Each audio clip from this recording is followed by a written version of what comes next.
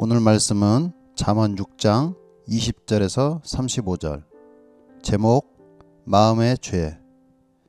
내 아들아, 내 아비의 명령을 지키며 내 어미의 법을 떠나지 말고 그것을 항상 내 마음에 새기며 내 목에 매라. 그것이 내가 다닐 때에 너를 인도하며 내가 잘 때에 너를 보호하며 내가 깰 때에 너와 더불어 말하리니 대저 명령은 등불이요 법은 빛이요 훈계의 책망은 곧 생명의 길이라.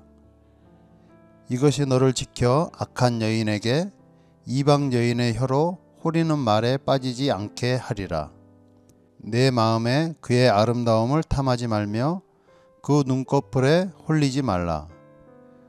음료로 말미암아 사람이 한 조각 떡만 남게 됨이며 음란한 여인은 귀한 생명을 사냥함이니라. 사람이 불을 품에 품고서야 어찌 그의 옷이 타지 아니하겠으며 사람이 숯불을 밟고서야 어찌 그의 발이 되지 아니하겠느냐. 남의 아내와 통간하는 자도 이와 같을 것이라. 그를 만지는 자마다 벌을 면하지 못하리라. 도둑이 만일 줄일 때에 배를 채우려고 도둑질하면 사람이 그를 멸시하지는 아니하려니와 들키면 7배를 갚아야 하리니 심지어 자기 집에 있는 것을 다 내주게 되리라. 여인과 간음하는 자는 무지한 자라. 이것을 행하는 자는 자기의 영혼을 망하게 하며 상함과 능욕을 받고 부끄러움을 씻을 수 없게 되나니.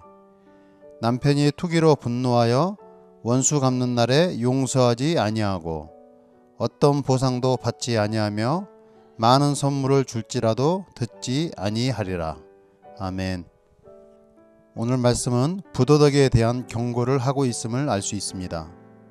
첫 번째는 남의 것을 훔치는 도둑질에 대한 경고입니다. 30절 31절입니다.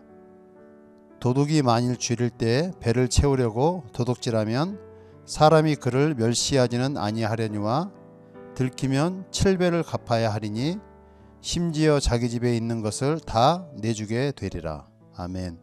31절의 7배는 완전함을 상징하는 숫자로 완전한 배상을 말합니다. 오늘 말씀은 배를 채우기 위해 도둑질을 하는 사람은 7배를 갚아야지 그 범죄가 용서가 되는 것처럼 보이기도 합니다. 하지만 범죄는 그에 맞는 처벌을 받는 것이 마땅합니다. 우리나라는 점유물 이탈죄라는 것이 있습니다.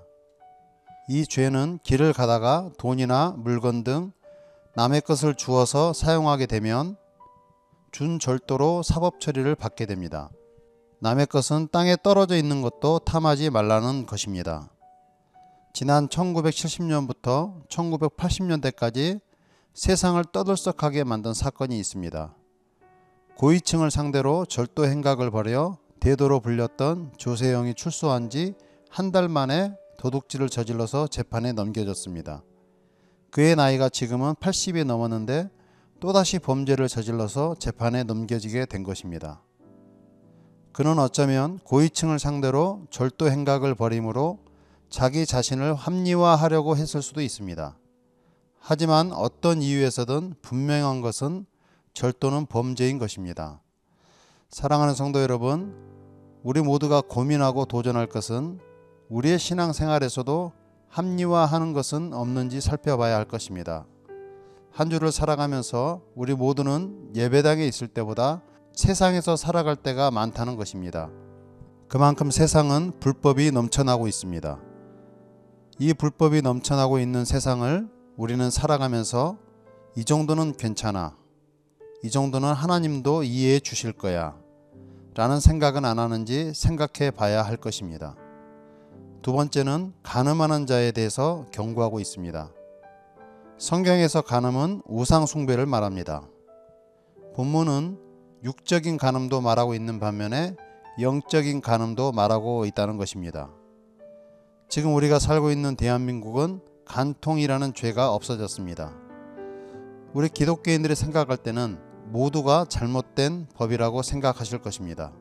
예수님께서는 간음에 대해서 이렇게 말씀하십니다. 마태복음 5장 27절 28절입니다. 또 간음하지 말라 하였다는 것을 너희가 들었으나 나는 너희에게 이르노니 음욕을 품고 여자를 보는 자마다 마음에 이미 간음하였느니라. 마음으로 음욕을 품는 것조차도 간음하였다라고 예수님께서 말씀하고 있는 것입니다. 생각의 죄를 죄로 생각지 않고 살아가는 그리스도인들이 있음을 보게 됩니다.